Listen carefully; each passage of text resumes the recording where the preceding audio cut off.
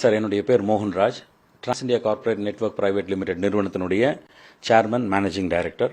Sir, நிறுவனம் துவங்கப்பட்டு இன்னைக்கு வந்து February 10 2025 வந்ததுன்னா 18 வருஷம் கம்ப்ளீட் பண்ணுறோம். டிரான்ஸ் இந்தியாவில் எடுத்துக்கிட்டிங்கன்னா இப்போ வரைக்கும் 35 லட்சம் டிஸ்ட்ரிபியூட்டர்ஸ் இருக்காங்க. 170 வகையான பொருட்கள், ayurvedic health care products, personal care products, home care products, plus இப்போ ரீசெண்டாக 1 இயருக்கு முன்னாடி டைமண்ட் ஜுவல்லரி இன்ட்ரடியூஸ் பண்ணியிருக்கோம். மொத்தம் எல்லாம் சேர்த்து 170 ப்ராடக்ட் வச்சு தமிழ்நாடு பூரா, இந்தியா பூரா வியாபாரம் பண்ணிட்டு இருக்கோம். ஒரு 7 மாநிலங்களில் இந்தியாவில் வியாபாரம் பண்ணுறோம். தமிழ்நாட்டில் ரொம்பவும் ஸ்ட்ராங்காக இருக்கும். இப்போ ரீசெண்டாக ராஜபாளையத்தில் நடந்த இந்த பிரச்சனைக்கான விளக்கம் கொடுக்கறதுக்காக தான் இப்போ உங்கள் முன்னாடி நான் வந்திருக்கேன். அதாவது ஒரு டிஸ்ட்ரிபியூட்டர் ஜாயின் பண்ணுறாரு, பிஸ்னஸ்குள்ளே வர்றாரு அப்படின்னு சொல்லிச்சுன்னா அவர் பொருளை வாங்குறாரு, வியாபார வாய்ப்பை நிறுவனம் கொடுக்குது. அந்த வியாபாரத்தை செய்யறதும் செய்யாததும் அவருடைய விருப்பம். வியாபாரத்தை அவர் செஞ்சா அவருடைய வியாபாரத்திற்கேற்ற லாபத்தொகை அவருக்கு நாங்கள் கமிஷனாக கொடுக்குறோம், ரீட்டைல் சேல்ஸ் மார்ஜின்னு சொல்கிறோம். அவர் செய்யாத பட்சத்தில் அவருக்கு எந்த லாபமும் வராது. ஸோ இது வந்து தெளிவாக செய்யப்பட்டு அவர்கிட்ட ஜாயின் பண்ணுறவர்கிட்ட அப்ளிகேஷன் ஃபார்மில் கையெழுத்து வாங்குகிறோம். அது இல்லாமல் அவங்களுக்கு புரிஞ்சிருத்த, நான் எனக்கு தெரியாமல் கையெழுத்து போட்டேன்னு எந்த காரணத்துக்கும் சொல்லிடக்கூடாதுங்கிறதுக்காக அவங்ககிட்ட இருந்து இன்னும் ஒரு ஸ்டெப்பு கீழே அவங்களுக்கு புரிகிற மாதிரி இன்னும் 4-5 வரிகளில் முக்கியமான பாயிண்ட்ஸை மட்டும் எழுதி கொடுத்து அதுலேயும் கையெழுத்து வாங்குகிறோம்.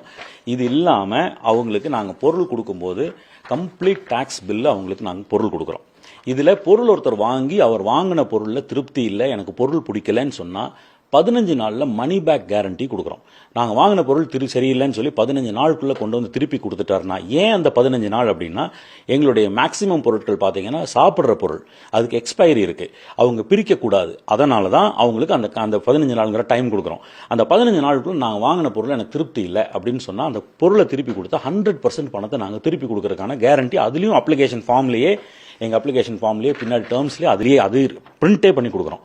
ஸோ இதையெல்லாம் தாண்டி இன்னைக்கு டிரான்ஸ் இந்தியா வந்து 10,000 பணம் கட்டி சேருங்க, மாதம் மாதம் பணம் கொடுக்குது அப்படின்னு சொல்கிறாங்க அப்படின்னா, அவர் கையெழுத்து போட்டதிலேயே இருக்குது, இது ஒரு தொழில் வாய்ப்பு, பொருள் வாங்குவதன் மூலம் உள்ளே இணைந்து கொள்ள முடியும், கொடுத்த பணத்துக்கு நிறுவனத்தில் பொருளும் ஐடியும் மட்டுமே கிடைக்கும், நிறுவனத்தில் வேலை என்பது நண்பர்கள் உறவினர்களை வாய்ப்பை அறிமுகப்படுத்துவதன் மூலமாக கமிஷன் அடிப்படையில் வருமானம் கொடுக்கப்படும், கொடுத்த பணத்திற்கு பொருள் மட்டுமே தவிர பணம் திரும்ப பெறமாட்டாது, வாரத்தில் 3 நாட்கள் நடக்கும் மீட்டிங் ட்ரைனிங் அடையணும், எல்லா டீட்டெயில்ஸ் இதில் இருக்குங்க.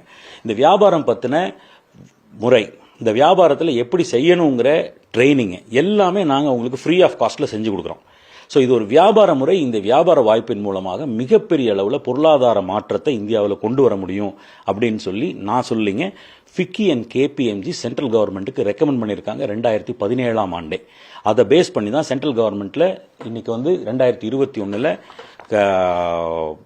இந்த வியாபாரம், டைரக்ட் செல்லிங் வியாபாரத்திற்கான அங்கீகாரம் கொடுத்து அதற்கான ரூல்ஸ் அண்ட் ரெகுலேஷன்ஸ் கொடுத்துருக்காங்க. ஸோ இந்த அளவுக்கு கரெக்டாக செஞ்சுட்டு இருக்கிற ஒரு வியாபாரத்தை சரியா புரிஞ்சிக்காமலையோ இல்லை வேற யாரோ தூண்டுதலின் பேரில் அங்கே பிரகாஷ் அப்படிங்கிறவரும் கூடம்மாள் அப்படிங்கிற இவங்க 2 பேரும் தெரிஞ்சோ தெரியாமலையோ இல்லை யாரோட தூண்டுதல் பேரில் ராஜபாளையத்தில் வந்த ஒரு நிர்வாகியை அடிக்க போய் அவர் ஓடி அவர் போலீஸ் ஸ்டேஷனில் தஞ்சம் அடைஞ்சு போலீஸ் ஸ்டேஷனில் போய் கம்ப்ளைண்ட் கொடுத்து எல்லா ஆதாரங்களையும் அங்கே போலீஸ் ஸ்டேஷனில் கொடுத்து போலீஸ் இதில் FIR போடுறதுக்கு, இது கம்ப்ளைண்ட் எடுத்துக்கிறதுக்கே ஒன்றுமில்லைன்னு சொல்லி அங்கே அனுப்பிச்சுட்ட கேஸுங்க. ஸோ இது வந்து நிறுவனத்தின் மேலேயோ இல்லை அந்த நிர்வாகி மேலேயோ எந்த தவறும் இல்லை அப்படிங்கிறது என்னுடைய தாழ்மையான கருத்து. இருக்கலாமுங்க. அதாவது நிறைய பேர் இந்த பிசினஸ் பண்றாங்க. ஏன்னா நிறைய பேர் இந்த பிசினஸ் என்ன நினைச்சுக்கிறாங்கன்னா ஆள் சேர்த்து விடுற வேலை நினைச்சுக்கிறாங்க. அப்ப அந்த ஆள் சேர்த்து விடுற வேலையில இவங்களுக்கு எல்லாம் பணம் வருது அப்படின்னு நினைச்சுக்கிட்டு இவங்ககிட்ட கேட்டு பணம் பறிக்கலாம் அப்படிங்கிறது ஒரு எண்ணமா இருக்கலாம். அதே இடத்துல வந்து இன்னொரு புதுசா 2-3 போட்டி கம்பெனிகள் இருக்குங்க. அந்த போட்டி கம்பெனிகளுடைய தூண்டுதலின் பேர்ல இது நடந்திருக்கலாம். எதுன்னு எங்களுக்கு தெரியாதுங்க. பட் ஆனா எங்க சைடுல நாங்க சரியா தான் பண்ணிட்டு இருக்கோங்க, பெர்ஃபெக்ட்டா பண்றோங்க. FIR போடுறதுக்கு எங்க ஒண்ணுமே இல்லைங்களே. நாங்களே சொல்லியிருக்கோம், ஜாயின் பண்ணி இவர் இந்த பிரகாஷ்ங்கிறவர் தான் கம்ப்ளைண்ட் கொடுத்தாருங்க. பிரகாஷ்ங்கிறவர் ஜாயின் பண்ணி 1 வாரம் 10 நாள் தான் ஆச்சு. 15 நாளுக்குள்ள பணமே திருப்பி கொடுக்கலாம், பொருள் பிடிக்கல அப்படின்னு சொல்லிச்சுன்னா ஒரு கண்டிஷனே இருக்கு. அவங்க அங்க போய் உனக்கு தான் பொருள் பிடிக்கலன்னா பணம் திருப்பி கொடுத்து வாங்கிக்கலாம்னு அவங்களே கண்டிஷன் போட்டிருக்காங்க. நீ எதுக்குப்பா இங்க வரேன்னு சொல்லி அவங்க அனுப்பிச்சு விட்டாங்க.